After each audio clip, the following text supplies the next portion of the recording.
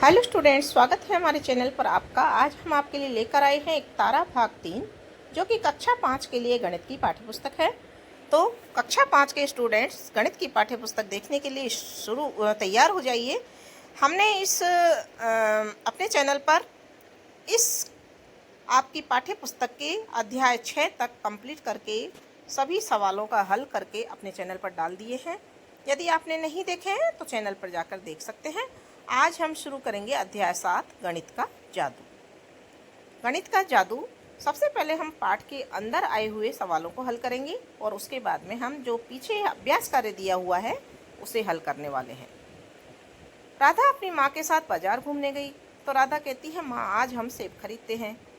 माँ दुकानदार से कहती है, एक पेटी में कितने सेब आते हैं? तो दुकानदार कहता है, एक पेटी में 24 सेब आते हैं। माँ, एक सेब कितने रुपए का है? तो दुकानदार एक बताता है कि एक सेब 14 रुपए का है। तो राधा कहती है, माँ एक सेब के 14 रुपए हैं तो 12 सेब के कितने रुपए होंगे? तो माँ कहती है 168 रुपये। राधा कहती है, इतनी जल्दी उत्तर बता दिया माँ, आप तो बहुत होशियार हो। यदि 1 किलोग्राम सेब का मूल्य 99 रुपये हो तो 14 किलोग्राम सेब का मूल्य कितना होगा? तो माँ कहती है 1386 यानी 1386 रुपये। तो राधा कहती है, माँ मुझे भी इतनी जल्दी हिसाब करना सीखना है। तो माँ कहती है, यह तो बहुत सरल है, वैदिक गणित से तुम इतनी जल्दी हिसाब करना सीख जाओगी। इस अध्याय में हम वैदिक गणित का अध्ययन करेंगे।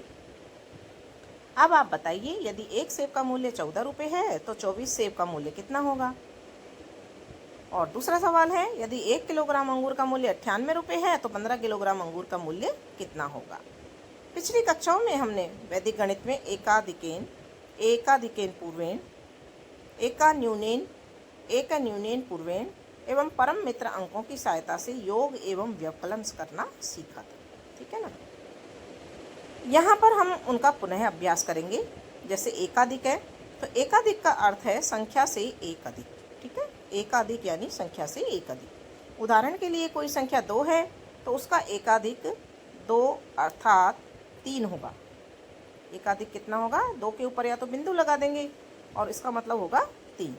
यहाँ चिन्ह जो ऊपर लगाया हुआ है वो एकाधिक चिन्ह कहलाता है। क्या कहलाता है? एकाधिक चिन्ह। किसी भी संख्या के ऊपर एक बिंदु सा लगा देते हैं तो उसको एकाधिक चिन्ह कहते हैं। दी गई संख्याओं के एकाधिक बताइए। 5 का एकाधिक, तो 5 के ऊपर एक पॉइंट लगा देंगे। ये देखिए, पॉइंट लगा दिया ये। तो इसका मतलब है 6 यानी 5 + 1 6।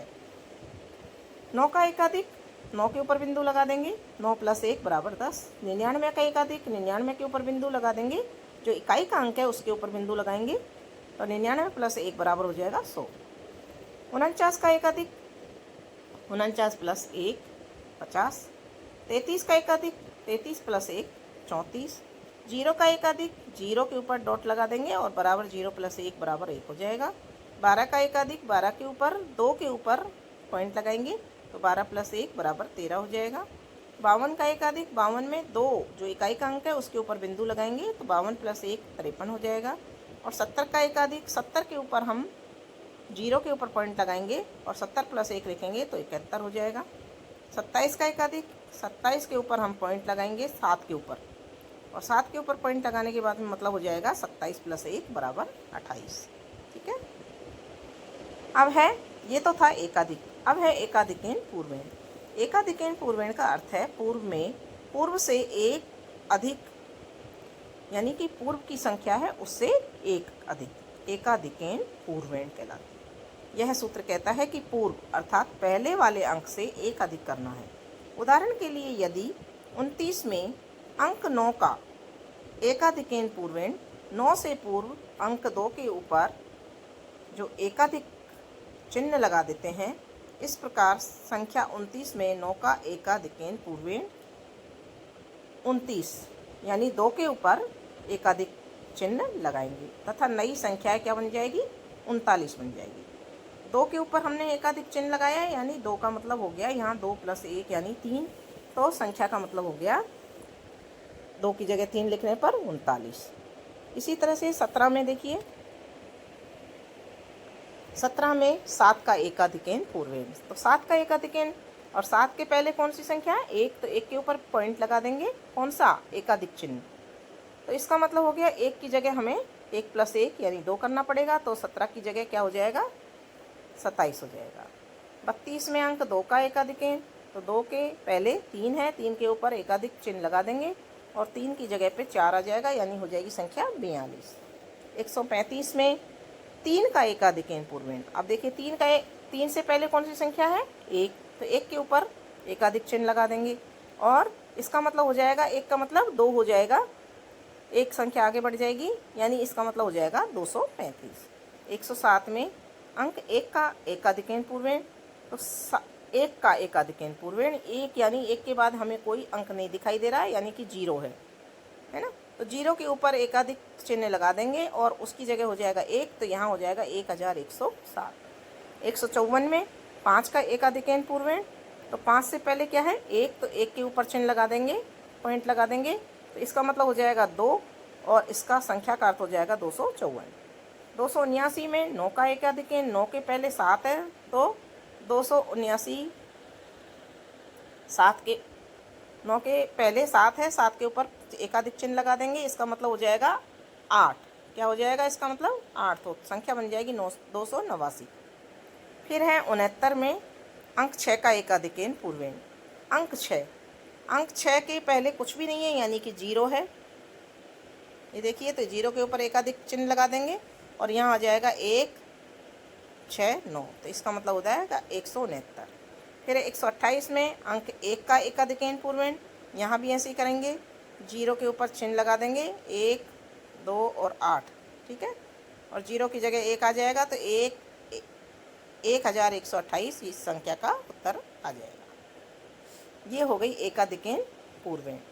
अब है एक न्यून।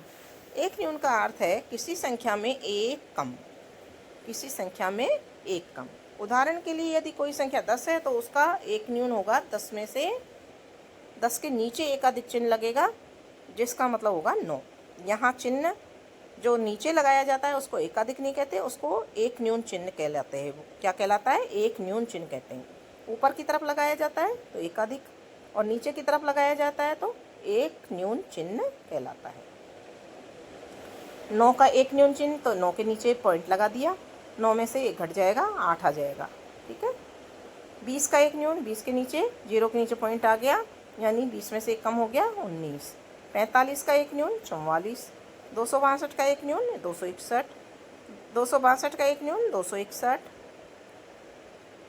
फिर 87 का, सॉरी यहाँ पर 87 का लिखिए इस लाइन को काट करके। 87 का एक न्यून क्या आ जाएगा, 7 के नीचे पॉइंट लगा देंगे और क्या आ जाएगा 86। 87 का एक न्यून क्या आ जाएगा 86। 75 का एक न्यून 74। 90 का एक न्यून 89।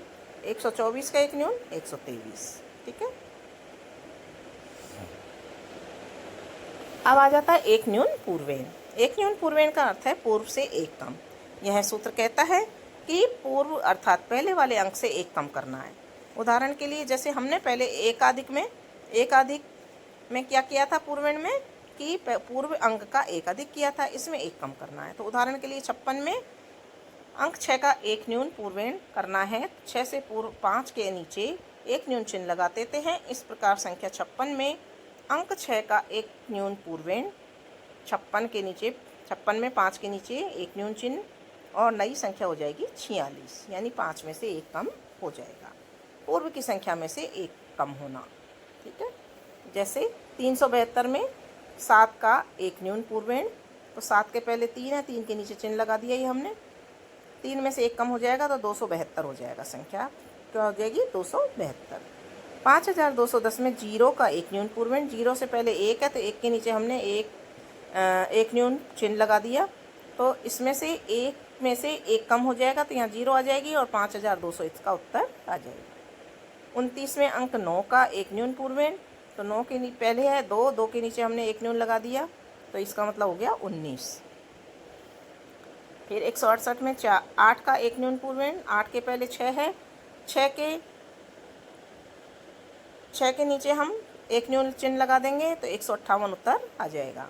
इसी तरह से 425 में 2 का एक न्यून, 2 से पहले 4 है तो 4 के नीचे एक न्यून लगा देंगे, तो इसका मतलब हो गया 325, ठीक है। फिर 115 में 5 का एक न्यून, 5 के पहले क्या है 115 में 1, तो यहाँ लगा देंगे चिन्ह और इसका मतलब हो जाएगा 104 यानी कि 105 तो 105। फिर है 672 में 7 का एक न्यून, तो 672 में देखिए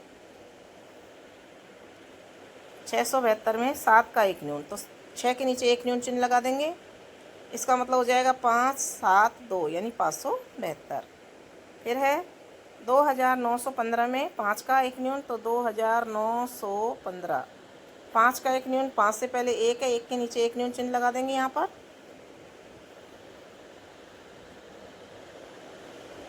ये लगा दिया और इसकी जगह आ जाएगा 2 9 और 1 की जगह आ जाएगा 0 यानी 2905। तो इस तरह से एक न्यून पूर्वेण लगाया जाता है। अब है परम मित्र अंक। परम मित्र अंक वे दो अंक होते हैं जिनका योग 10 होता है, अर्थात दो अंकों को जोड़ने पर 10 प्राप्त होता है, तो वे एक दूसरे के पूरक अंक या फिर परम मित्र अंक कहलाते हैं। उदाहरण के लिए 1 का परम मित्र है 9, 1 + 9 = 10 होता है।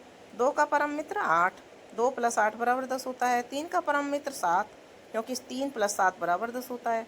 4 का परम मित्र 6, क्योंकि 4 + 6 = 10 होता है। और 5 का परम मित्र 5 होता है, क्योंकि 5 + 5 = 6 होता है। अब है वैदिक विधि से योग करना। यहाँ पर देखिए ऊपर लिखा हुआ है 65 और नीचे लिखा है 29 और फिर इनको जोड़ना है, तो 2 के ऊपर यहाँ पर एकाधिक चिन्ह लगा हुआ है। क्या लगा हुआ है? एकाधिक चिन्ह लगा हुआ है। यहाँ पर संकेत भी कुछ दे रखे हैं, इनको भी देख लेते हैं। इकाई के अंकों का योग 5 + 9 = 14, 14 का 4 नीचे आ जाएगा, तो यहाँ योग 14 10 से अधिक है तथा तय योग के इकाई के अंक 4 को नीचे योगफल में लिखेंगे और संख्या 29 में 9 के पूर्व अंक 2 पर एकाधिक चिन्ह लगाएं। दहाई के अंकों का योग 6 + 2 जिसके ऊपर चिन्ह लगा हुआ है, तो यहाँ पर इसका मतलब हो गया 2 का एकाधिक क्या हो गया 3, तो 6 + 3 = 9 हो जाएगा। ठीक है, यहाँ पर हम हासिल की बजाय क्या लिखाते हैं? एकाधिक चिन्ह लगा देते हैं, हासिल नहीं लगानी होती है। अब देखते हैं नीचे सवाल। एकाधिकेन पूर्वेण की सहायता से योग कीजिए। ठीक है,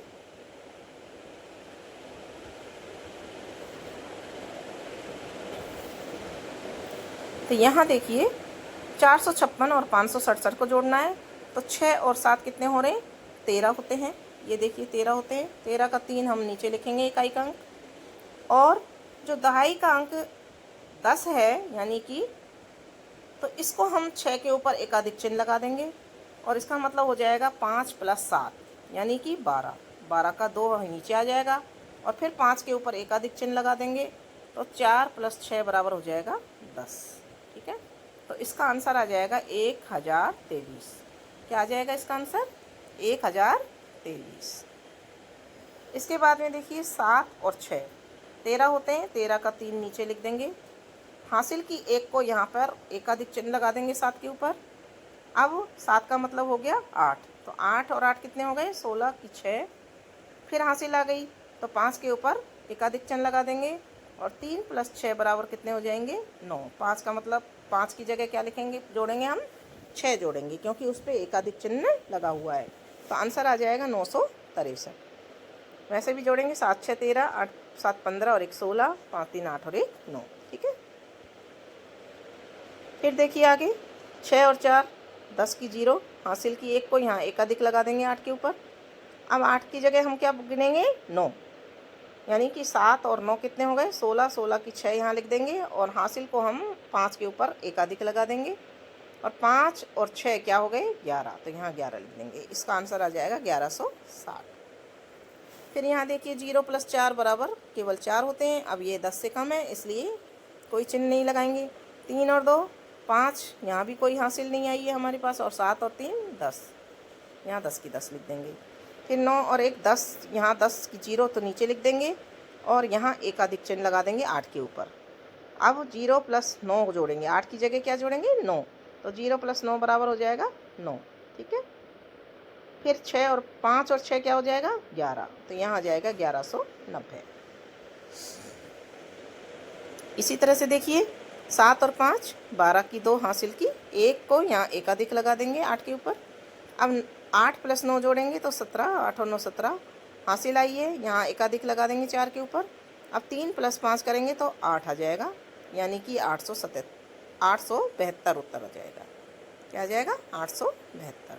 तो इस तरह से ये 6 के 6 सवाल हमने आपको हल करके बता दिए हैं। जोड़ यानी कि योग करना, एकाधिकेन पूर्वेन की सहायता से योग करना। अब है वैदिक विधि से घटाव करना। इसमें देखिए घटाव में क्या दे रखा है, यहाँ पर 5 और 8 के नीचे एक न्यून चिन्ह लगा रखा है। अब हम संकेत पढ़ लेते हैं। 2 में से 7 नहीं घटता है, इसलिए 2 में 7 के परम मित्र अंक 3 को जोड़कर नीचे शेषफल में 5 लिखते हैं। ठीक है ना? 2 में परम मित्र 8 को जोड़ लेंगे।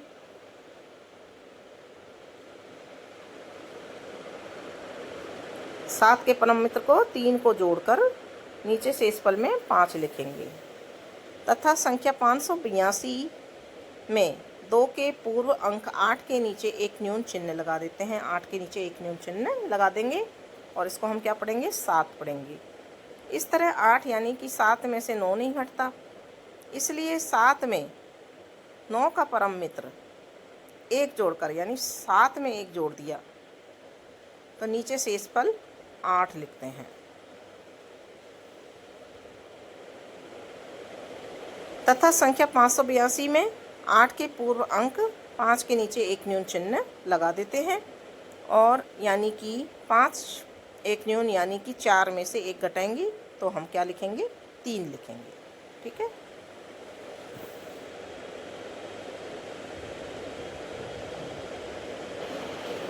अब देखिए यहाँ पर 6 में से 6 को घटाना है। किसको घटाना है? 6 में से 6 गए, घट जाते हैं तो 0 बच जाती है, यहाँ 0 लिख देंगे।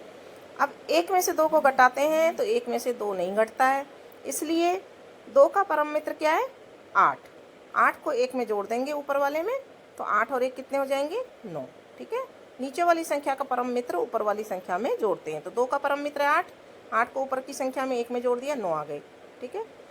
और इसके नीचे 8 के नीचे एक न्यून चिन्ह लगा देंगे। अब 8 की जगह हम क्या पढ़ेंगे? 7। तो 7 में से 3 को घटाएंगे, कितने बच जाएंगे? 4। ठीक है स्टूडेंट्स, समझ में आ गया? इसी तरह से आगे देखिए दूसरा सवाल। 5 में से 9 नहीं घटते हैं, तो 9 का परम मित्र क्या है? 1। तो 5 में 1 को जोड़ देंगे, 5 और 1 6। यहाँ पर 5 में 1 को जोड़ देंगे, 5 और 1 6, और 3 के नीचे एक न्यून चिन्ह लगा देंगे। और 3 की जगह हम क्या पढ़ेंगे? 2। तो 2 में से 5 नहीं घटता है, तो 5 का परम मित्र क्या है? 5। तो 2 में 5 को जोड़ देंगे तो यहाँ क्या आ जाएगा? 7। ठीक है? और यहाँ 9 के नीचे एक न्यून चिन्ह लगा देंगे। 9 की जगह अब 8 पढ़ेंगे, 8 में से 4 गए तो 4, तो यहाँ आ जाएगा उत्तर 476।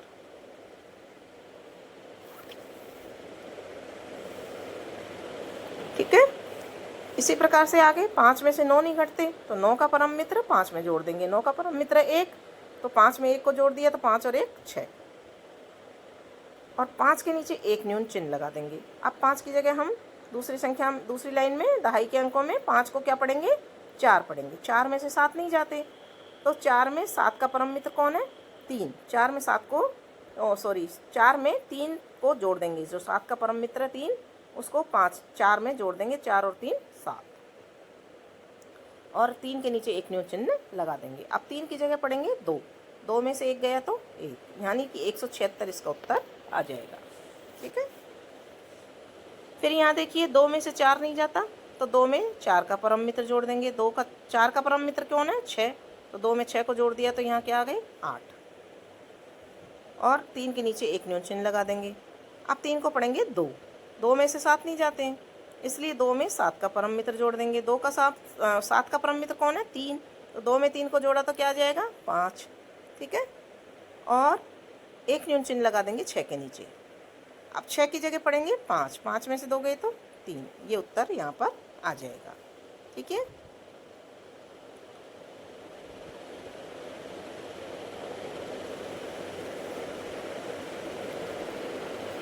तो इस तरह से हमने जोड़ और बाकी दोनों को हमने कर लिया है। और हमने इनको सिंपल तरीके से यहाँ भी आपको हल करके बता दिया है। मैंने आपको हाथों हाथ समझा दिया है।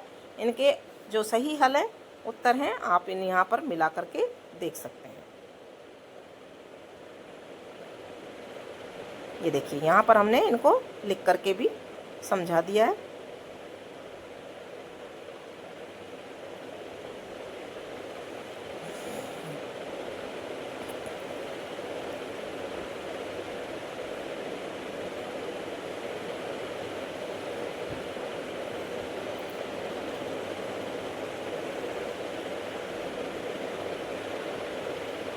अब आ जाते हैं हम ये घटाने वाले सवाल। ये भी हमने यहाँ लिख करके बताए हैं आपको वैदिक गणित के अनुसार, वैदिक विधि से।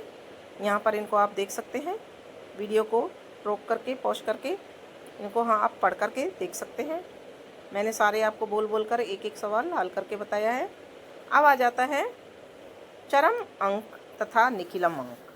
किसी भी संख्या के इकाई के अंक की चरम अंक तथा शेष अंकों को निखिलम अंक कहा जाता है। जैसे 912 में 2 चरम अंक है तथा 9 एवं 1 की निखिलम 9 तथा 1 है ना, उसको निखिलम अंक कहा जाता है। ठीक है ना, इकाई का अंक जो कहलाता है चरम अंक, और जो बाकी के शेष अंक पीछे बच जाते हैं दहाई सैकड़ा पे, उनको कहते हैं निखिलम अंक। ठीक है, समझ में आ गया स्टूडेंट्स?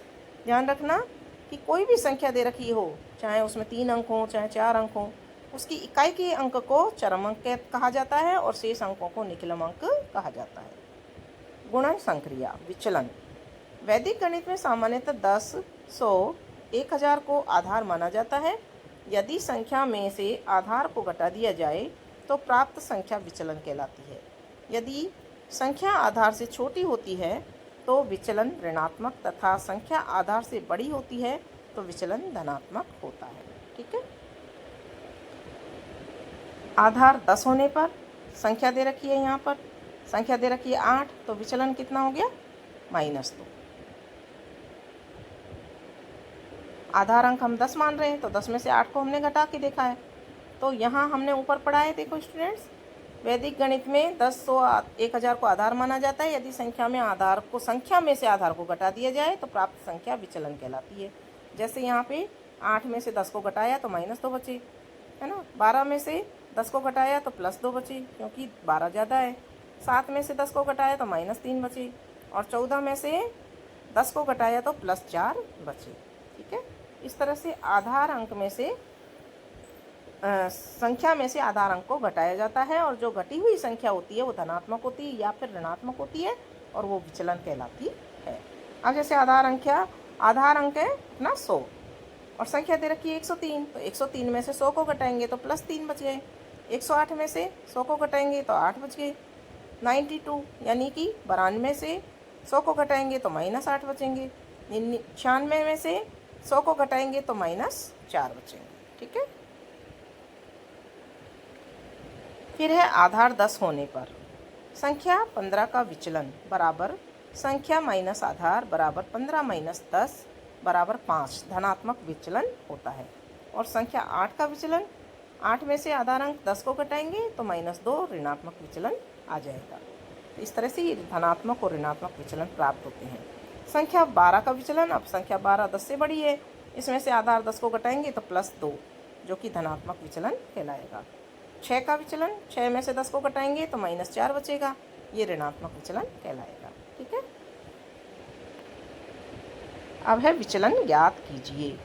आधार अंक 10 होने पर 15 का विचलन, 15 में से 10 घटाए +5। 18 का विचलन, 18 में से 10 घटाए +8। 7 का विचलन, 7 में से 10 घटाए -3। 13 का विचलन, 13 में से 10 घटाए +3। 4 का विचलन, 4 में से 10 घटाएंगे, 4 में से 10 घटाएंगे तो ये गलत है, इसकी जगह आप क्या लिखेंगे? 4 में से 10 को घटाइए -6, कितना आएगा विचलन? -6। फिर है यहाँ आधार 100 होने पर 105 का विचलन, 105 में से 100 को घटाएंगे +5 आएगा। 115 का विचलन, 115 में से 100 को घटाएंगे +15 आएगा। और 93 का विचलन, 93 से 100 को घटाएंगे, 93 में से हम 100 को घटाएंगे तो कितने बचेंगे? ये भी गलती से गलत हो गया है, यहाँ पर गलती से लिखा ही आ गया है। तो आप इसको 93 में से 100 को घटाएंगे तो -7 इसका विचलन आएगा। ठीक है, 113 का विचलन, 113 में से 100 को घटाएंगे तो यहाँ भी इसको सही कर लीजिए, 13 आ जाएगा। ठीक है, विचलन कितना आ जाएगा, 13 प्लस का। फिर है 97 का विचलन, 97 से 100 को घटाएंगे तो -3, यहाँ पर ये सही है। तो इस तरह से हम विचलन याद कर लेते हैं।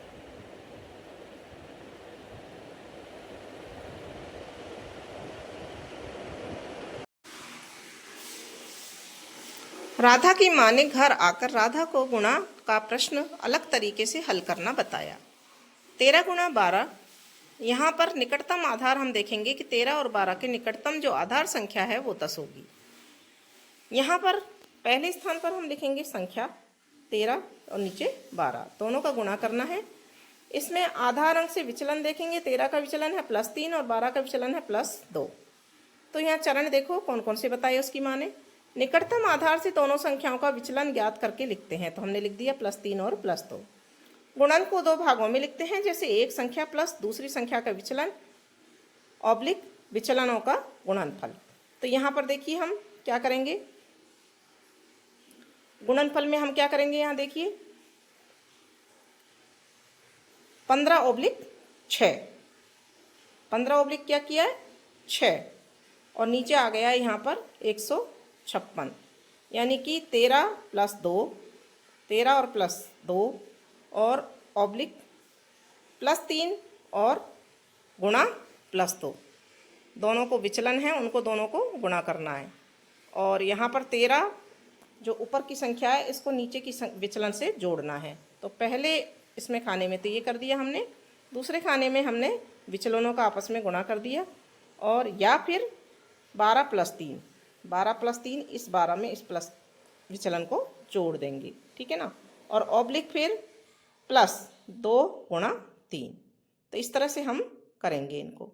ठीक है, तो यहाँ आ जाएगा 13 + 2 को करने पर आ जाएगा 15, फिर ऑब्लिक 6, तो ये ऑब्लिक को जब हटा देंगे 6 इकाई का अंक है तो 6 को यहाँ लिख देंगे और यहाँ पर 15 को 15 लिख देंगे।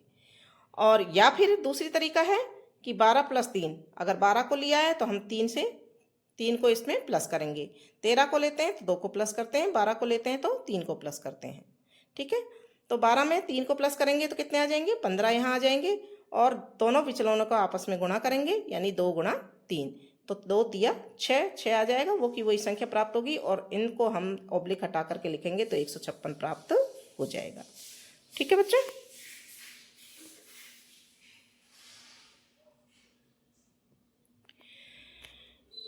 फिर आगे देखते हैं। राधा, माँ आपने ये गुणा कैसे हल किया?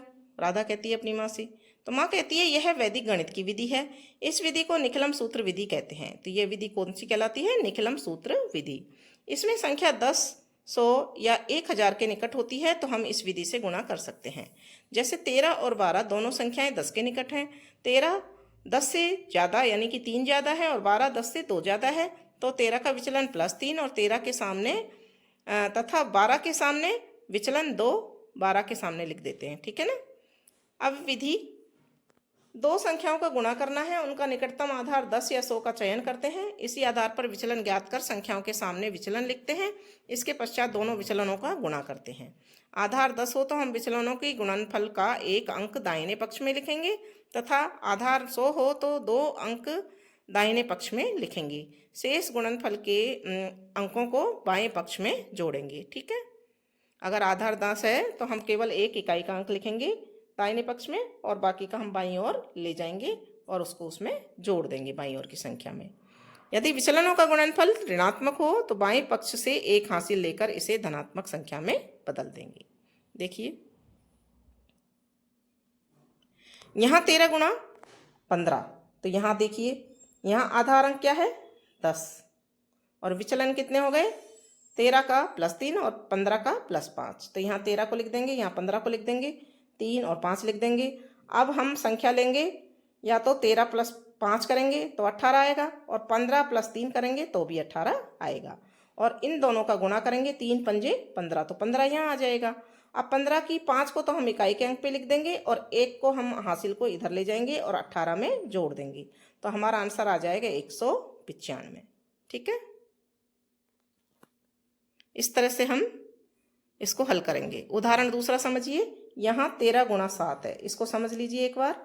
अब इनका आधार अंक कितना है 10, तो 13 में विचलन हो गया +3 और 7 में विचलन हो गया -3, तो हम 13 के सामने +3 और 7 के सामने -3 लिख देंगे। अब 13 में या तो -3 को जोड़ेंगे या फिर 7 में 3 को जोड़ेंगे, तो 13 में अगर -3 को जोड़ेंगे तो 10 आएगा, क्योंकि -3 है इसलिए कट जाएगा, और 7 में प्लस को 3 को जोड़ेंगे तो भी 10 आएगा। ठीक है, तो यहाँ पर 10 आ गया हमारा। ठीक है, पहले पक्ष में। फिर ऑब्लिक करके इन दोनों का हमको गुणा करना है, +3 गुणा -3, तो -9 आ जाएगा।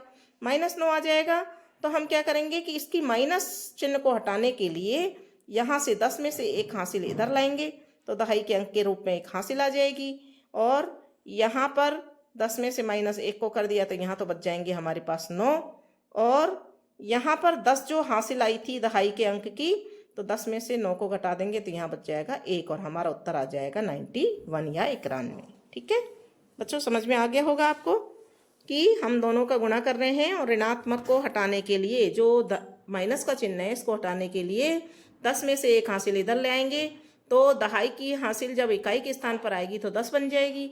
10 में से 9 गए तो 1 बच गया, और यहाँ पर 10 में से हमने हासिल ले ली थी तो यहाँ पर 9 रह गया, इसलिए 2 अंक आ गए हमारे पास 9 और 1, यानी दोनों को मिलाएंगे तो 91 या 91 संख्या बन जाएगी। ठीक है, और देखते हैं हम उदाहरण दे रखा है 105 गुणा 106।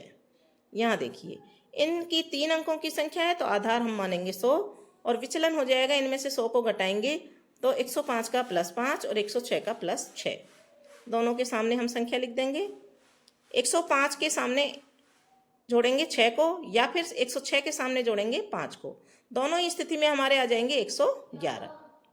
ऑब्लिक करके लिखेंगे और दोनों विचलनों का गुणा करेंगे, 5 गुणा 6 +5 गुणा +6 है तो 6 पंजे 30 आ जाएगा।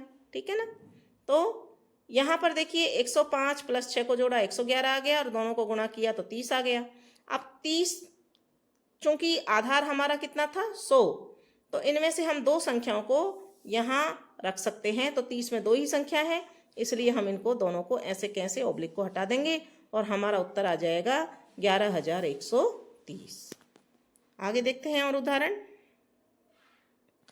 112 गुणा 90। यहाँ पर हम 100 आधार अंक मानेंगे तो विचलन 112 का आ जाएगा +12 और 90 का आ जाएगा -10, क्योंकि 90 100 से कम है इसलिए -10 आएगा। तो 112 के आगे +12 और 90 के आगे -10 लिख देंगे। 112 में हम -10 को जोड़ेंगे तो माइनस हो जाएगा, घट जाएगा तो 102 आ जाएगा, और इधर +12 को -10 से गुणा करेंगे तो -120 आ जाएगा। अब माइनस को हटाने के लिए 120 के आगे से माइनस को हटाने के लिए हम क्या करेंगे, 102 में से 1 हासिल को हम इधर ले आएंगे, तो 1 हासिल चूंकि इकाई दहाई और सैकड़ा 2 संख्या का हमारा विचलन 3 संख्या का विचलन था, आधार था सॉरी, तो यहाँ पर हासिल कितनी आएगी 100 आएगी, तो 100 में से हम यहाँ 120 को घटाएंगे तो -20 रह जाएगा, और यहाँ रह जाएगा 101। अभी भी -20 है, तो इसको हम और हटाना चाहते हैं तो 101 में से फिर से हम 1 हासिल ले लेंगे, तो 101 माइनस कितना हो गया 1, 100 हो जाएगा यहाँ तो, और 1 इधर आते ही 100 बन जाएगा, 100 में से 20 गए तो 80 हो जाएंगे, तो यहाँ हमारा उत्तर आ जाएगा 10,080।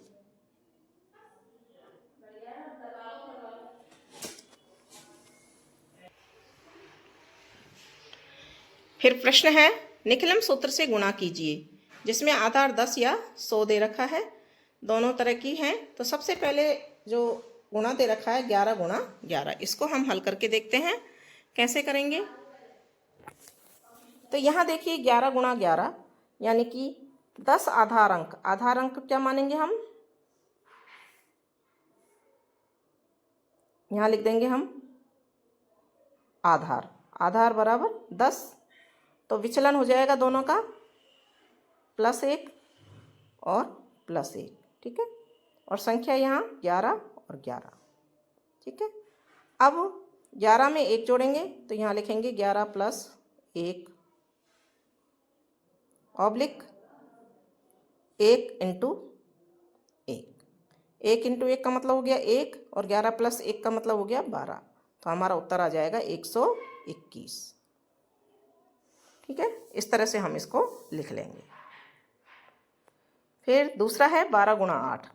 तो हम यहाँ संख्या लिखेंगे 12 और यहाँ लिखेंगे 8। इसके आगे हम लिखेंगे विचलन।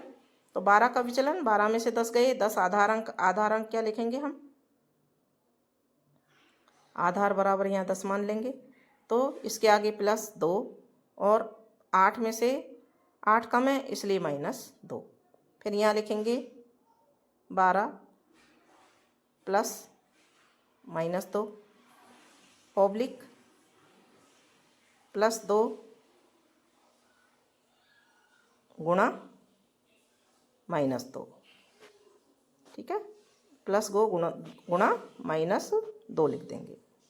अब यहाँ देखिए 12 में से 2 गए तो कितने बच गए? 10 ऑब्लिक 2 गुणा 2 कितने हो गए? -4। ये -4 हो गए। अब इस -4 को प्लस में बदलने के लिए हमें क्या करना है? यहाँ से एक हासिल लेनी है, निकालनी है। तो यहाँ तो रह जाएंगे 9 और यहाँ हासिल आते ही 10 हो जाएगी। तो 10 में से 4 गए तो 6। तो यहाँ हमारा 96 यानी कि 96 उत्तर आ जाएगा। ठीक है, फिर देखिए तीसरा सवाल है 101।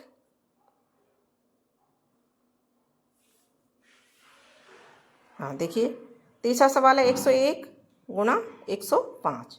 यहाँ आधार हम मानेंगे क्या?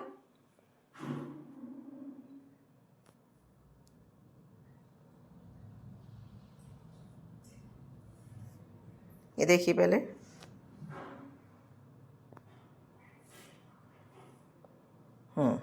यहाँ लिखेंगे हम आधार। आधार बराबर 100, क्योंकि ये 100 के पास की संख्या है। और यहाँ लिखेंगे हम संख्या कितनी? 101 और नीचे लिखेंगे 105। इसका विचलन है +1 और इसका विचलन है +5, क्योंकि दोनों 100 से ज़्यादा हैं। अब लिखेंगे हम 101 + 5, यानी 101 में क्या जोड़ेंगे? इसके नीचे की संख्या सामने की। ठीक है, और यहाँ 1 + 1 गुणा +5। ठीक है, 101 में 5 जोड़े तो 106 आ गए ऑब्लिक 1 गुणा 5 किया तो 5 आ गए। और हमारे पास यहाँ कोई भी दोनों ही धनात्मक संख्या है, तो इसका उत्तर आ जाएगा हमारा 1065। इस तरह से इसको हल करके लिख लेंगे। ठीक है, अब देखते हैं चौथा सवाल 102 गुणा 98। यहाँ भी आधार क्या लिखेंगे हम? देखिए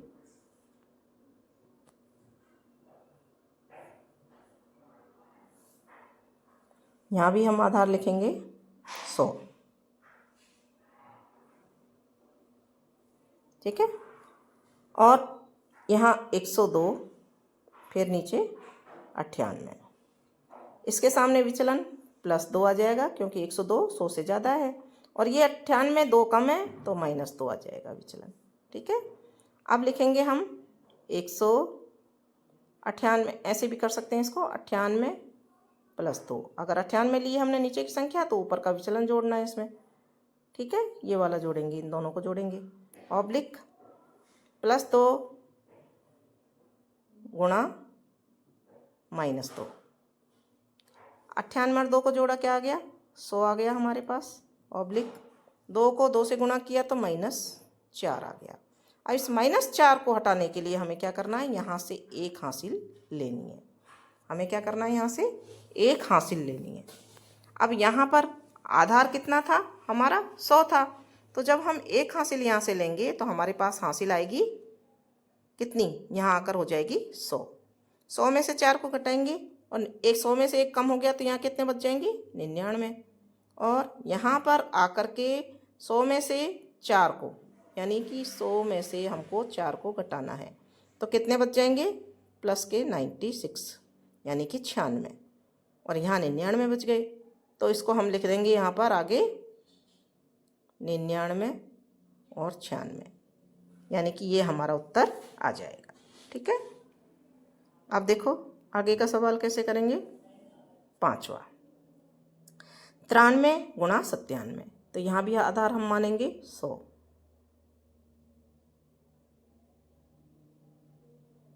ठीक है, सॉरी,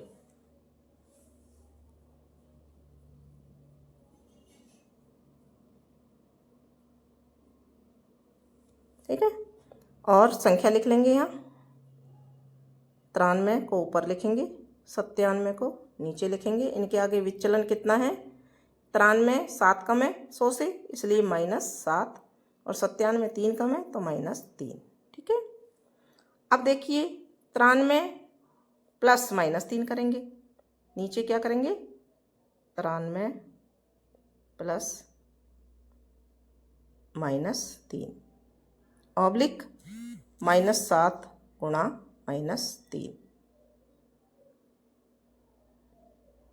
-7 गुणा -3। अब देखिए यहाँ पर 93 से -3 कट जाएगा तो क्या बच जाएगा हमारे पास, 90 ऑब्लिक यहाँ 7 या 21, -7 को -3 से गुणा किया तो 21 कैसे आ जाएंगे हमारे पास, प्लस के आ जाएंगे। ठीक है। अब यहाँ पर हमारे आधार अंक 100 था तो दो संख्याओं को हम ले सकते हैं, तो हमको ऐसे कैसे लिखना है, 90 और यहाँ 21, तो आंसर आ जाएगा इन दोनों का गुणनफल, आंसर आ जाएगा 9021। ठीक है स्टूडेंट्स, इस तरह से हमारे 5वां सवाल हल हो गया। अब हम करेंगे 6ठा सवाल, 9 गुणा 7। ये 10 के पास की संख्या है, तो यहाँ आधार लिखेंगे हम, सबसे पहले आधार लिखेंगे, आधार बराबर 10। ठीक है। अब संख्या लिख लेंगे यहाँ 9 और यहाँ नीचे लिख लेंगे 7। 9 विचलन 10 से 1 कम है तो -1, और ये 3 कम है तो -3 इसका विचलन हो जाएगा। इसके नीचे फिर लिखेंगे 9 प्लस -3, तो नीचे की संख्या लिखेंगे 9 प्लस -3, फिर ऑब्लिक -1 गुणा -3, इसमें से 3 घट जाएंगे तो यहाँ बच जाएगी हमारे पास 6, ऑब्लिक -1 को -3 से गुणा करेंगे तो प्लस के 3 आ जाएंगे। ठीक है। यहाँ भी हमें कुछ नहीं हटाना है, ऐसे कैसे संख्या हम लिखेंगे, तो यहाँ पर हमारा आंसर आ जाएगा 6 और 3 यानी कि 63, उत्तर आ जाएगा 9 7 63। फिर देखिए यहाँ 12 गुणा 15 दे रखा है, ये हिंदी में संख्या दे रखी है हिंदी अंकों में, तो 12 गुणा 15। यहाँ भी हम आधार अंक क्या लेंगे, 10, तो यहाँ लिख देंगे सबसे ऊपर आधार बराबर 10, और संख्या यहाँ लिख देंगे 12 और यहाँ 15। फिर इसका विचलन हो जाएगा +2 और इसका विचलन हो जाएगा +5, क्योंकि दोनों 10 से ज़्यादा हैं। फिर हम क्या करेंगे, इसके नीचे 12 में प्लस करेंगे 5 को, या फिर 15 में प्लस करेंगे 2 को। दोनों स्थिति में हमारे कितने आ जाएंगे, 12 और 5 17, और यहाँ करेंगे +2 गुणा +5, गुणा कर देंगे 5 दूनी 10, तो यहाँ 10 आ जाएंगे। ठीक है, ऑब्लिक 10। अब देखिए यहाँ भी आधार 10 है, इसलिए यहाँ पर हम इकाई का अंक केवल 0 लिख सकते हैं, और 1 को हम इधर ले जाएंगे और इधर क्या कर देंगे, इसको प्लस कर देंगे, तो 17 और 1 18, तो हमारा उत्तर आ जाएगा 180। कितना आ जाएगा बच्चों, 180 हमारा उत्तर आ जाएगा। इसको ध्यान से सुन लेना और ध्यान से आपको करना है। इसके बाद में देखिए 107 गुणा 109, 107 गुणा 109, यहाँ आधार मानेंगे हम 100।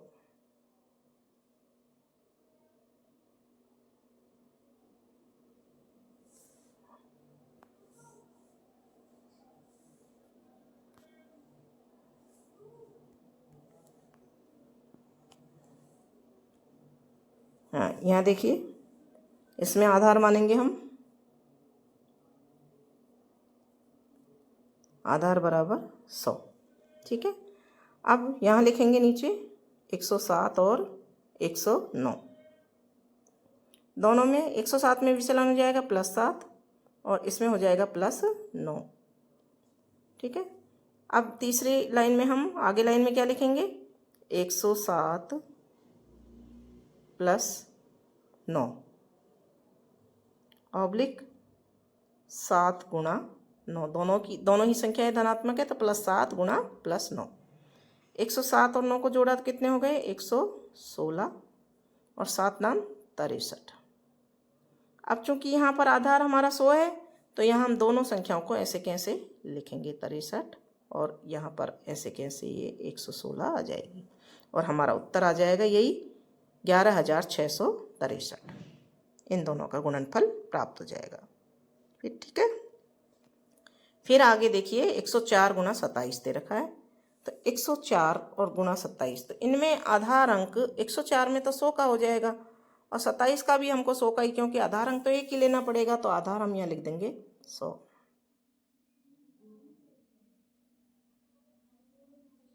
और संख्या लिख देंगे 104 और नीचे लिखेंगे 27। इसका विचलन कितना आ जाएगा +4 और इसका विचलन 27 का 100 में से 27 को कम है, कितना कम है ये देखिए आप, कितना कम है ये। तो यहाँ पर हम इसमें 100 में से 27 को घटा करके देख लेंगे, यानी कि तो 3 बच गया और फिर 9 में से 2 गए तो 7 बच गए, यानी कि 73 कम है तो ये -73 इसका विचलन आ जाएगा। ठीक है, -73। अब हम आगे क्या करेंगे 104 -73, इसको हम जोड़ेंगे ना माइनस को, 104 प्लस -73 ऑब्लिक +4 गुणा -73। अब 104 में से 73 को घटा लीजिए, 104 में से यानी 4 में से 3 गए तो 1 बचे और 10 में से 7 गए तो 3 बचे तो 31 आ गया यहाँ ऑब्लिक। इन दोनों का गुणा कर लीजिए, 4 दूनी 8, 4 तिया 12 की 2, 4 सत्ते 28 और 1 29। ये माइनस का आ जाएगा क्योंकि एक प्लस की संख्या है एक माइनस की संख्या है, इसलिए यहाँ -292 आ गया। 31 ऑब्लिक -292। अब इसमें से माइनस को हटाने के लिए हमें क्या करना होगा, यहाँ से 1 हासिल लेनी होगी तो यहाँ फिर हम 30 रह जाएंगे, 1 हासिल ली तो, और यहाँ 100 में से कितना घटाना है हमको 292। तो यहाँ पर देखिए 30 ऑब्लिक 100 में से 292 तो -192 और बच गए। ठीक है, फिर वापस 1 हासिल लेंगे, यहाँ पे कितने रह गए थे हमारे 31 में से 30 ही रह गए यहाँ, है ना। तो 30 में से हासिल लेंगे तो यहाँ 29 रह जाएगा, 29 माइनस 29 ऑब्लिक 100 इधर हासिल आ जाएगी तो 100 बन जाएगी। 100 में से 192 को फिर से घटाएंगे हम तो हमारे पास क्या आंसर आ जाएगा 29 ऑब्लिक 92 माइनस का, 29 ऑब्लिक -92। अब इसमें भी माइनस आ रहा है तो और हटाएंगे तो इसमें से 1 हासिल और ले लेंगे तो यहाँ लिखेंगे 28, यहाँ से 1 हासिल इधर ले ली और ये हो गई 100 -92। अब हमारे पास आ जाएगा 28 ऑब्लिक 100 में से 92 गए तो 8। तो यहाँ हम ये अब सही आ गया है तो यहाँ पर हमको देखिए इसको लिख देंगे हम 8 8 और 2 यानी कि 288। कैसे आ रहा है, ये तो गलत आ रहा है।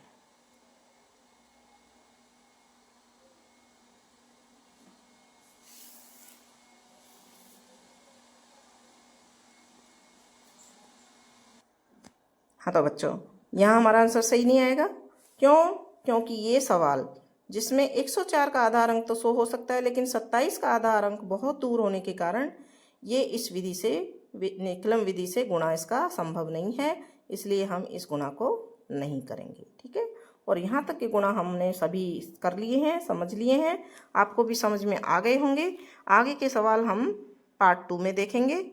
तो पार्ट 2 के लिए देखने के लिए आपको हमारे चैनल को सब्सक्राइब करना है, ठीक है। और इस वीडियो को लाइक करना है और कमेंट बॉक्स में लिख करके बताना है कि आपको निकलम सूत्र से गुणा करने आए या नहीं।